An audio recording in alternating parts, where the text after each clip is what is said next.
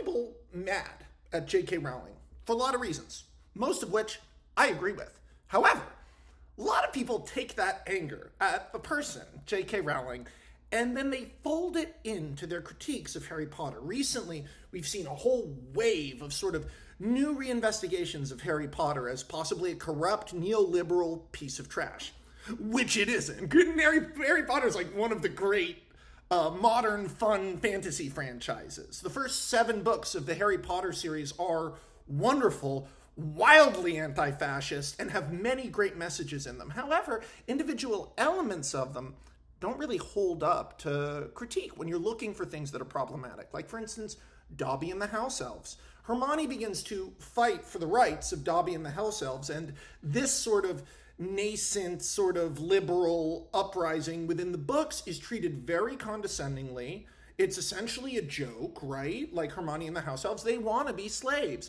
And the House Elves themselves are shown to want to be slaves, so it's okay, right? Right, so isn't that problematic? Well, people act like it is, and in theory it is if you forget that House Elves aren't human. Dogs enjoy their sub-relationships with humans. Humans enter findom relationships. It's very possible that culturally the House Elves we see, because they're a made-up magical creature that, unlike the Gringotts goblins, which look like Jews, the House Elves really aren't a stereotype. They're magical servants. And ultimately, when Dobby dies as a free elf, it's considered inspiring, and the implication is that there will be a change in the wizarding world, and House Elves might go free. In fact, even though we jump forward at the end of Harry Potter for that terrible fanfic chapter where they're all adults, I want to say something. It's implied at the end of Harry Potter that the wizarding world and the politics within it, especially the politics around muggles and shit, are really gonna change because there was just a Nazi uprising. Now, granted, in real life, sometimes when there's a Nazi uprising, nothing really changes, and we all sort of pretend it didn't happen. I want to talk about something that has driven me crazy for years. When The Force Awakens came out, I called Rey a Mary Sue, and people said it was sexist, but actually that came from a place in me where I thought Rey was sexist. I was like, how dare you have a female lead that isn't funny, that isn't quirky and interesting and weird and like a fun, cool Star Wars character instead of a template video game protagonist. Like, I wanted Rey to be clumsy and weird and a thief and like a mess up, like Luke, you know, like... So, but that underlied another part of it, another part of my discussion of it, which is that the woke elements of the new Star Wars trilogy... So here we are. After all these years, here we are. They're racist?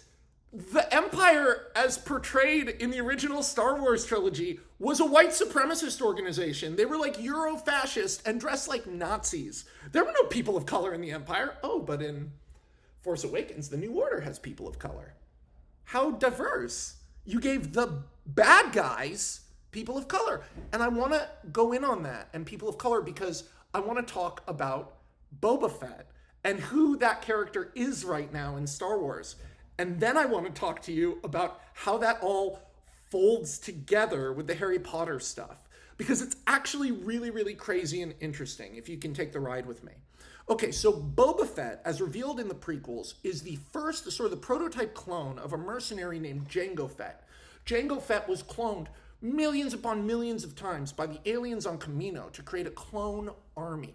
This is the much mentioned, Clone Wars from the original trilogy. It turns out it was a bunch of clones of Boba Fett, basically. It turns out the character Boba Fett was like one of millions of Boba Fetts who wear a vaguely Boba Fett-esque costume. Right, so it's worth saying at this point that the actor who plays Jango and Boba Fett is a person of color. But in episode 1, he was one of relatively few people of color within Star Wars, right? You'll hear what I'm saying. It's really interesting. It's weird. And I want to see if you've thought about it, because I've never seen it discussed.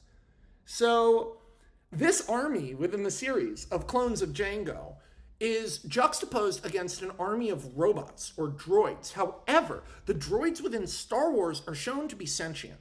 So in theory, what you're dealing with is two armies of living people with sentience and emotions and their own experiences fighting and killing each other. Except within the movies, these armies are both reduced to their most microcosmic interpersonal elements. So the droids within the droid army are presented as silly and incompetent, and the clones within the clone army are presented as hyper-confident and intense.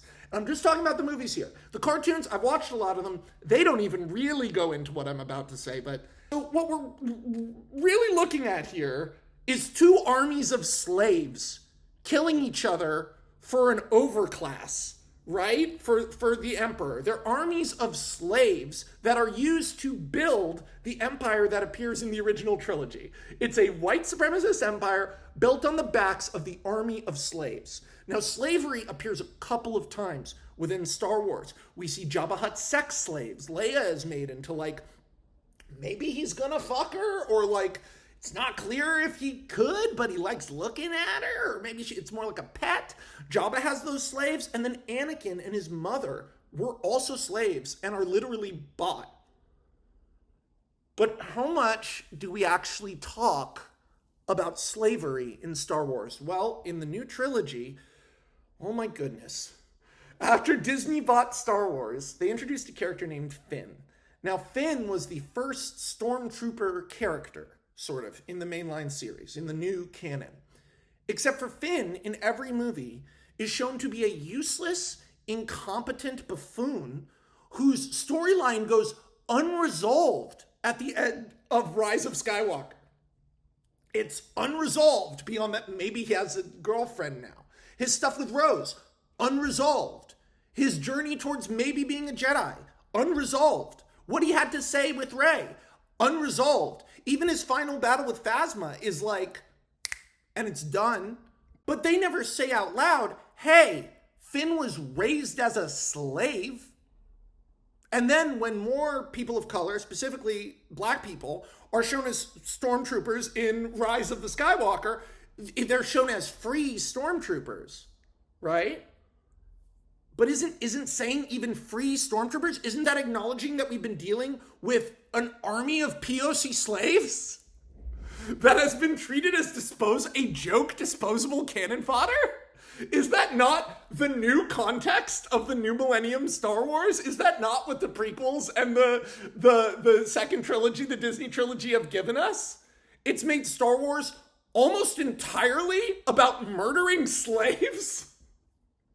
Do you have any, if they're slaves and they're capable of emotion like Finn or Boba Fett, doesn't that mean when you blew up the Death Star, you were blowing up like 98% innocent people? Like, what is this? Like, it suddenly changes to this thing. And then the droids, you go into like the sentience of the droids. Remember Hermione Granger? Oh, the hell, our self-rights. And it's treated as silly because she's a child attempting to change an institutionalized thing in the world. Well, in Solo, in motherfucking a Star Wars story Solo, they introduce a robot who's like, robot rights. And it's presented like an SJW robot.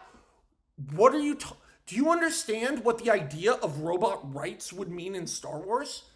Like, have you seen the way they treat C-3PO? They don't treat him like a person. Oh my God, he's frightened for his life a majority of the movies. And no one comforts or helps him. They laugh at him. He's their slave. The thing is, it's fine, right? All of this is fine. Because these are made-up stories, and Star Wars is a fantasy story, and when we do fantasy stories, we evoke medieval times and archaic customs, like slavery, which is a dramatic, archaic custom. So nothing I've said so far, in theory, is problematic. I'm not mad because Star Wars didn't address the issue of slavery, except it did in the new Boba Fett show. This is actually funny. In the new Boba Fett show, they changed the name of Boba Fett's ship from the Slave-1 to the Fire Spray Attack Ship. They took out the word slave. Now, Disney didn't put out a press release saying the word slave is problematic, but it's one of the most iconic elements of Boba Fett's whole thing is that ship design and the title, the Slave-1. There was even a Slave-2 in the books.